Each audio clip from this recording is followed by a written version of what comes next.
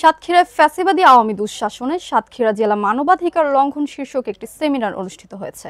বাংলাদেশ ইসলামী ছাত্র শিবির সাতক্ষীরা শহর শাখার উদ্যোগে আলামিন ট্রাস্টের কাজী শামসুর রহমান মিলনায়তনে অনুষ্ঠিত হয়। আব্দুর রশিদের পাঠানো তথ্যচিত্রে বিস্তারিত জানাচ্ছেন লাবনী আক্তার। বাংলাদেশ ইসলামী ছাত্র শিবির সাতক্ষীরা শহর শাখার উদ্যোগে ফ্যাসিবাদী আওয়ামী দুঃশাসনে সাতক্ষীরা জেলা মানবাধিকার লঙ্ঘন শীর্ষক একটি সেমিনার সকাল 11টায় মুন্সিপাড়াস্থ আলামিন ট্রাস্টের কাজী শামসুর রহমান মিলনায়তনে অনুষ্ঠিত হয়। এ সময় অনুষ্ঠানে সভাপতিত্ব করেন শহর শাখার সভাপতি মোহাম্মদ আল মামুন এবং সঞ্চালনা করেন সেক্রেটারি মেহেদি হাসান।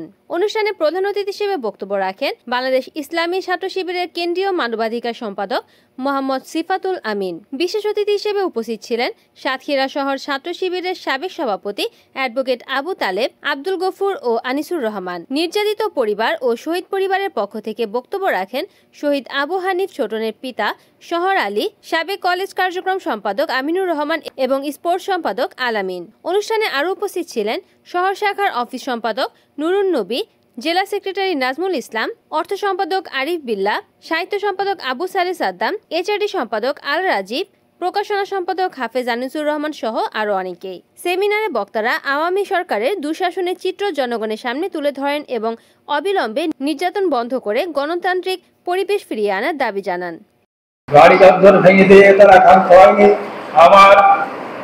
আমার যাবতীয় জমি জমার কাগজপত্র সহ কাপড় চোপড় পড়াই জ্বালাই দিয়েছিল। জ্বালাই দেওয়ার পরে তাও তারা শান্ত হয়নি, আসামি হিসাবে চিহ্নিত করা হয়।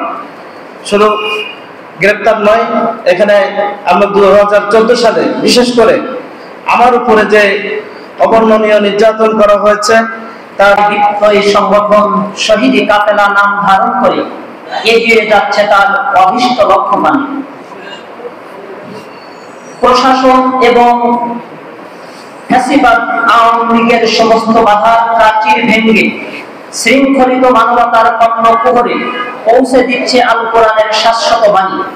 ঠিকঠাক আমাদের দায়িত্বশীলরা নামাজ পড়তে পারতো না, জামাত ইসলামের দায়িত্বশীলরা মসজিদে ঠিকঠাক যাইতে পারতো না, এবং সাতক্ষীরা আলিয়া কামিল মাদ্রাসা, সাতক্ষীরা আগরবাড়ি কামিল মাদ্রাসা, ঝাউডাঙ্গা মাদ্রাসা, খানপুর মাদ্রাসা, মাহমুদপুর মাদ্রাসা, অসংখ্য মাদ্রাসা ওই সময় বোর্ডিং গুলো তারা বন্ধ করে দিয়েছিল।